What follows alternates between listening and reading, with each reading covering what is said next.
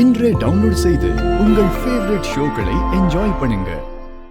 உண்மையை சொல்லணும்னா நான் உன்னை பார்க்கறதுக்கு முன்னாடி வரைக்கும் உன்ன மாதிரியே நானும் அட்லீஸ்ட் நான் சாகிறதுக்கு முன்னாடியாவது என் பிள்ளைய பாத்திர மாட்டேன். நான் அந்த கடவுள்கிட்ட வேண்டிக்கிட்டு தான்ப்பா இருந்தேன்.